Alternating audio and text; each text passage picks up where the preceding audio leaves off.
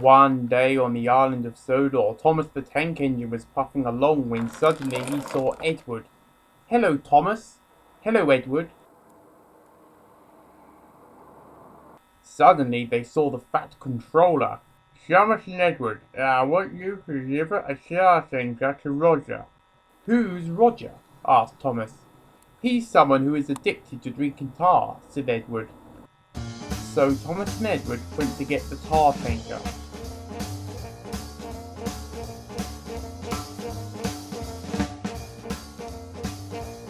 They saw Henry in the goods yard. "Hello, Thomas and Edward, what are you doing?" asked Henry. "Delivering tar to Roger," said Edward. "What about you?" "Just delivering some goods. Have fun," said Henry as he puffed off.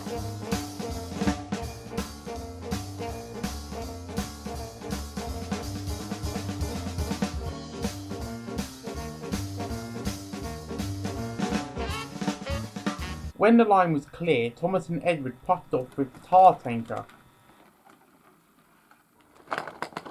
Suddenly, up ahead, they saw a Tesco chocolate-flavoured milk carton.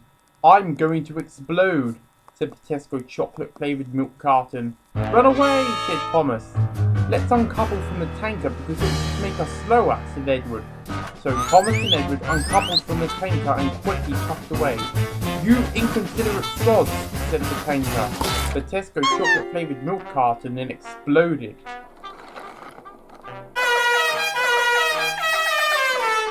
"I'm glad that didn't hit us," said Thomas. "Me as well," said Edward. "Let's deliver this tanker."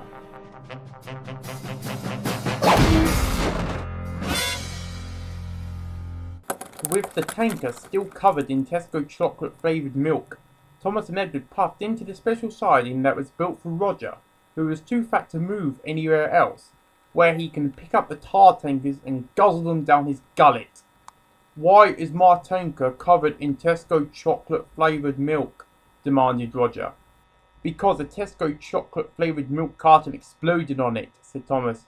"I only drink tar. What if I accidentally drink some of the Tesco chocolate-flavoured milk?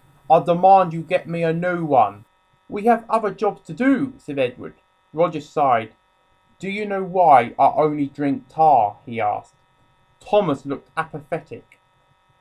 "Not really. Come on, Edward." "Well, only 'cause you asked, I will tell you. I don't normally tell people." "Is that because you're only ever in here in this siding, and people never come here, so you have no one to tell?" asked Thomas. "Be quiet and listen," said Roger. "It was a very hot day, and I was dying for a drink, but there were no shops around. Then suddenly, I see this tar factory with a tar pipe that they would use to fill the trucks leading out. I was so thirsty, I ran up to the pipe and started drinking. The taste was sensational. Get away from that tar pipe." And from that point on, I only drink tar. I then discovered how delicious tar was, and each day I would go back to the factory and start drinking more. Then one day the miners were mining underground when they suddenly opened up a shaft in the cave, which resulted in tons of asphalt being developed in the cave. John, the asphalt is going everywhere." "Oh."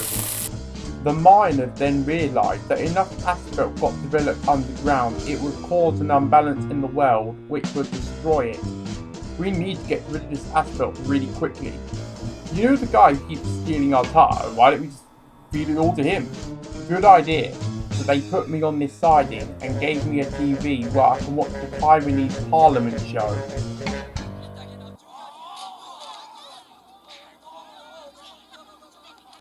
"Well, have you actually tried Tesco chocolate-flavoured milk before?" asked Edward. "Well, no," said Roger. "Why not give it a go?" asked Thomas.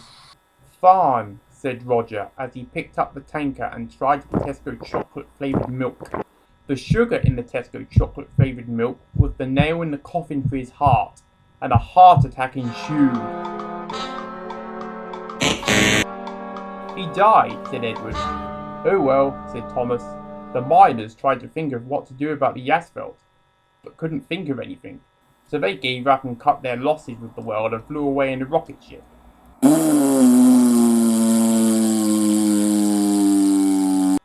Thomas and Edward were talking, and suddenly the ground began to crumble. The unbalance caused by the effort was starting to take its toll as the world started to break apart.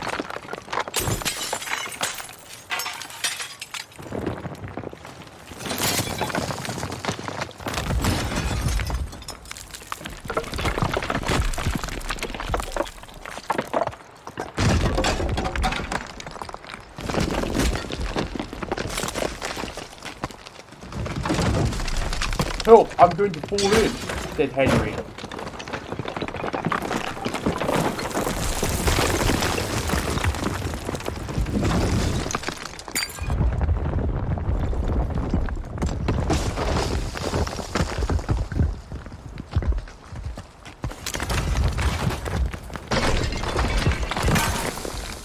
"Well, Thomas, it's been nice knowing you," said Edward.